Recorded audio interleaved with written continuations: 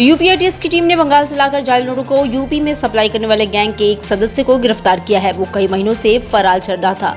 UP ATS ने उसे महाराष्ट्र के पालघर से दबोचा है। गिरफ्तार अभियुक्त इंद्रजीत मंडल बंगाल के मालदा का रहने वाला है। उसके साथियों को एटीएस ने पहले ही गिरफ्तार किया है।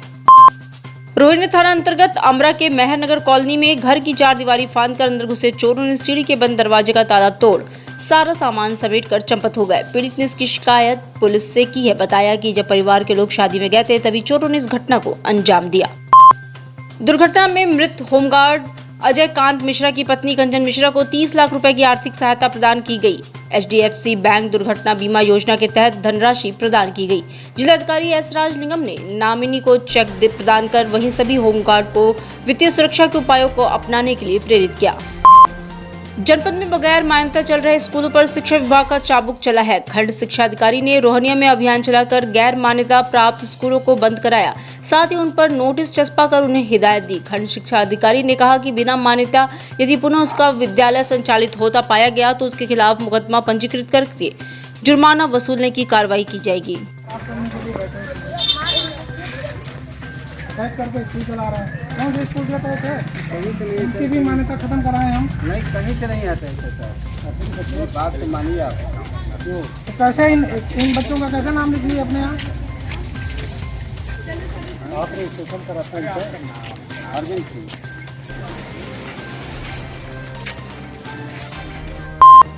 काशी हिंदू विश्वविद्यालय में 14 नई छात्रवृत्तियों और 1 गोल्ड मेडल की शुरुआत की गई है। विद्यार्थियों को मेरिट व आर्थिक स्थिति के आधार पर इसका लाभ दिया जाएगा। बीएचयू से संबद्ध महाविद्यालयों में नए विषय और पाठ्यक्रमों की पढ़ाई शुरू होगी। विद्वत परिषद में 10 शिक्षाविद वाह्य सदस्य के रूप में शामिल किए जाएंगे। विद्वत परिषद की बैठक में ये निर्णय लिया गया।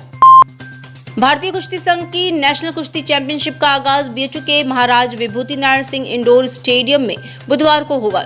24 से 26 अप्रैल तक होने वाली चैंपियनशिप में 150 महिला पहलवानों के साथ ही 500 रेसलर दांव लगाएंगे। 25 राज्यों की टीमें अखाड़े में उतरेंगी। 3 दिवसीय प्रतियोगिता में 350 पुरुष तथा 150 महिला पहलवान शामिल हैं।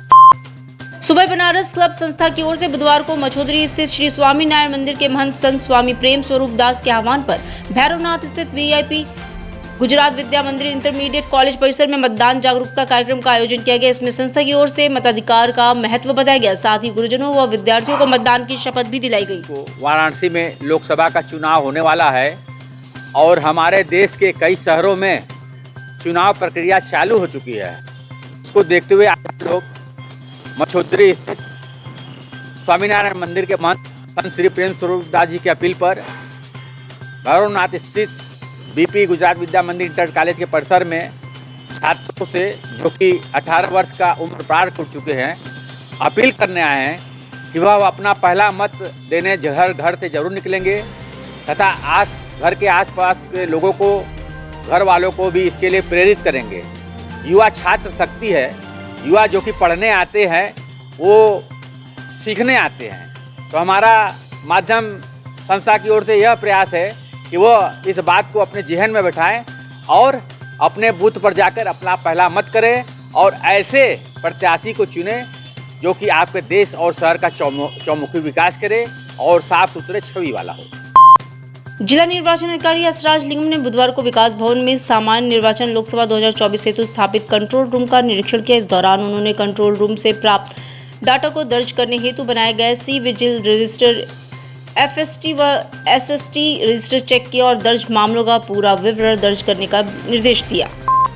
प्रधानमंत्री नरेंद्र मोदी के संसदीय क्षेत्र वाराणसी में गृह मंत्री अमित शाह का भव्य स्वागत किया गया। एयरपोर्ट से महमूदगंज तक बीजेपी कार्यकर्ताओं ने जगह जगह पुष्प वर्षा कर स्वागत किया। वहीं ढोल नगाड़े की धुन पर थिरकते नजर आए। गृह मंत्री के आगमन के दौरान कार्यकर्ताओं में खासा उत्साह दिखा। भारत माता की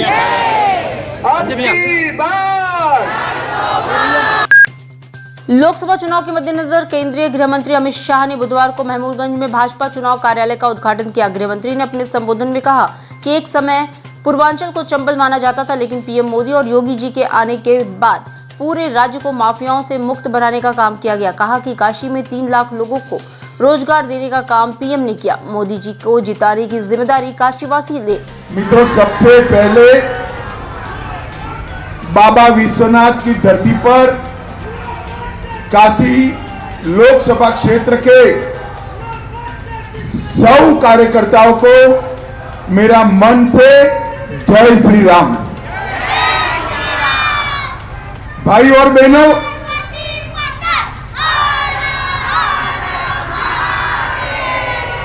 भाई और बहनों, 2024 के चुनाव में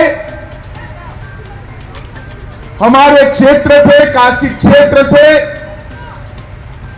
भारतीय जनता पार्टी के प्रत्याशी और जिन्होंने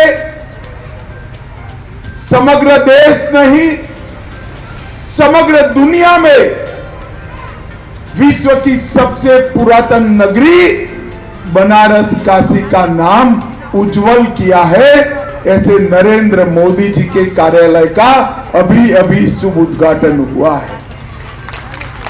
और आप सभी लोग इस उद्घाटन के अवसर पर यहां पर आए। ये काशी नगरी ने इस देश को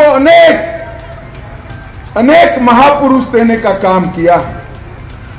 महामना मालवीय, लाल बहादुर शास्त्री, संत रविदास, कबीरदास, तुलसीदास, जैन तीर्थंकरों, महारानी लक्ष्मीबाई, न जाने कितने महापुरुषों का इस काशी से रिश्ता रहा।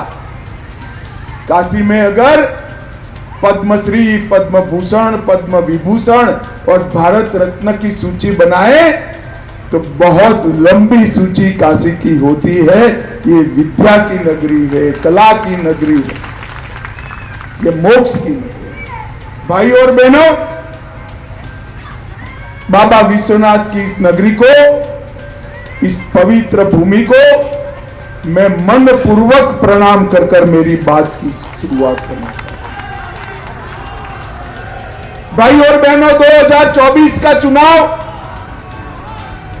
हमारा देश न केवल विश्व का सबसे बड़ा लोकतंत्र है, मोदी जी कहते हैं भारत लोकतंत्र की जननी है, लोकतंत्र की शुरुआत ही यहां से।